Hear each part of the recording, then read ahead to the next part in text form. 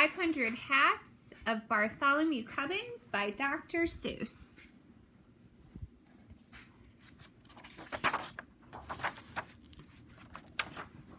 In the beginning, Bartholomew Cubbins didn't have 500 hats. He had only one hat. It was an old one that had belonged to his father and his father's father before him. It was probably the oldest and the plainest hat in the whole kingdom of Did, where Bartholomew Cubbins lived. But Bartholomew liked it, especially because of the feather that always pointed straight up in the air. The kingdom of Did was ruled by King Derwin. His palace stood high on the top of the mountain. From his balcony he looked down over the houses of all his subjects, first over the spires of the noblemen's castles, across the broad roofs of the rich men's mansions, then over the little houses of the town people, to the huts of the farmers far off in the fields. It was a mighty view, and it made King Derwin feel mighty important.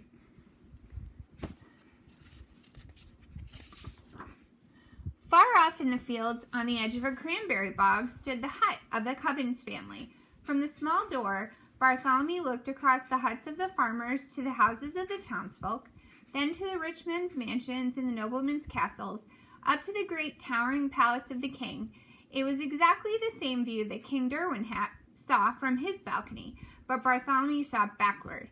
It was a mighty view, but it made Bartholomew Cubbins feel mighty small. Just after sunrise one Saturday morning, Bartholomew started for town. He felt very happy. A pleasant view whistled through the feather in his hat. A pleasant breeze whistled through the feather in his hat. In his right hand he carried a basket of cranberries to sell at the market. He was anxious to sell them quickly and bring the money back home to his parents. He walked faster and faster till he got to the gates of the town. The sound of silver trumpets rang through the air. Hoofbeats clattered on the cobbled streets. Clear the way, make way for the king. All the people rushed for the sidewalks. They drove their carts right up over the curbstones. Bartholomew clutched his basket tighter. Around the corner dashed 50 trumpeters on yellow-robed horses. Behind them, on crimson-robed horses, came the king's own guards. Hats off to the king, shouted the captain of the king's own guards. On came the king's carriage, white and gold and purple. It rumbled like thunder through the narrow street. It swept past Bartholomew. And suddenly, its mighty brakes shrieked. It lurched, and then it stopped. The whole procession stood still. Bartholomew could hardly believe what he saw. Through the side window of the carriage, the king himself was staring back, straight back at him. Bartholomew began to tremble. Back up, the king commanded the royal coachman. The royal coachman shouted to the royal horses. The king's own guards shouted to their crimson-robed horses. The trumpeters shouted to their yellow-robed horses. Very slowly, the whole procession backed down the street until the king's carriage stopped right in front of Bartholomew. The king leaned from his carriage window and fixed his eyes directly on Bartholomew Cubbins. Well, well, he demanded. Bartholomew shook with fright. I ought to say something, he thought to himself, but he could think of nothing to say. Well, demanded the king again, do you or do you not take off your hat before your king? Yes, indeed, sire, answered Bartholomew, feeling greatly relieved. I do take off my hat before my king. Then take it off this very instant, commanded the king more loudly than before. But, sire, my hat is off, answered Bartholomew. Such impudence, shouted the king, shaking an angry finger. How dare you stand there and tell me your hat is off? I don't like to say you are wrong, sire, said Bartholomew very politely, but you see my hat is off. And he showed the king the hat in his hand. If that's your hat in your hand, demanded the king, what's that on your head? On my head? Gasped Bartholomew. There did seem to be something on his head. He reached up his hand and touched a hat. The face of Bartholomew Cubbins turned very red. It's a hat, sire, he stammered, but it can't be mine. Someone behind me must have put it on my head. I don't care how it got there, said the king. You take it off. And the king sat back in his carriage. Bartholomew quickly snatched off the hat. He stared at it in astonishment. It was exactly the same as his own hat.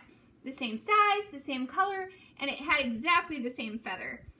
"By the crown of my fathers," roared the king again, leaning out of the carriage window, "did I or did I not command you to take off your hat?" "You did, sire. I took it off, and I took it off twice." "Nonsense! There is still a hat upon your head." "Another hat?" Again, Bartholomew reached up his hand and touched a hat. Come, what is the meaning of all this?" demanded the king, his face purple with rage. "I don't know, sire," answered Bartholomew. "It never happened to me before." The king was now shaking with such fury that the carriage rocked on its wheels, and the royal coachman could hardly sit in his seat. "Arrest this impudent trickster," shouted the king to the captain of the king's own guards. "We'll teach him to take off his hat." The royal coachman cracked his long whip. The king's carriage swung forward up the street toward the palace. But the captain of the king's own guards leaned down from his big brass saddle and grabbed Bartholomew Cubbins by his shirt. Away flew Bartholomew's basket. The cranberries bounced over the cobblestones and rolled down into the gutter. With a jangling of spurs and a clatter of horseshoes, the captain and Bartholomew sped up the winding street toward the palace. Out of the narrow streets, on up the hill, Bartholomew clung to the captain's broad back. On and on they galloped, past the bright gardens of the wealthy merchants, higher and higher up the mountain, on past the walls of the noblemen's castles. Flop! The sharp wind whisked off Bartholomew's hat. Flop, flop, 2 more flew off. Flop, flop, flop, flew another, and another. 4, 5, 6, 7. Bartholomew kept counting as the hats came faster and faster. Lords and ladies stared from the windows of their turrets, wondering what this strange stream of hats could mean. Over the palace drawbridge they sped, through the great gates and into the courtyard. The captain pulled in his reins. "His Majesty waits in the throne room," said a guard, saluting the king. "The throne room!" The captain dropped Bartholomew to the ground. "I'd certainly hate to be in your shoes," he said, shaking his head sadly. For a moment, Bartholomew was terribly frightened. Still, he thought to himself, "The king can do nothing dreadful to punish me because I really haven't done anything wrong. It would be cowardly to feel afraid." Bartholomew threw back his shoulders and marched straight ahead into the palace. "Follow the black carpet," said the guard at the door. All through the long hallway, Bartholomew could hear the muttering of voices behind heavy doors. "He won't take off his hat." "No, he won't take off his hat."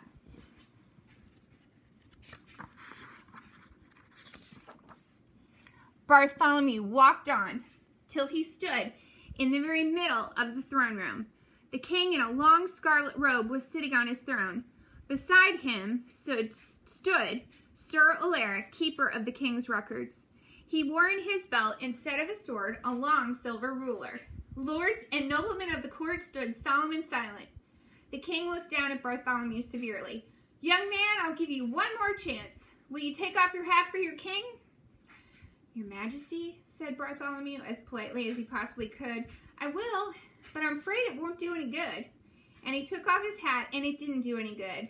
Another hat sat on Bartholomew's head. He took off hat after hat after hat until he was standing in the middle of a great pile of hats. The lords and noblemen were so astonished they couldn't even speak. Such a thing had never happened in the throne room before. And first graders, that is the end of part 1 of the 500 hats of Bartholomew Cubbins. I will be back soon with more of the story.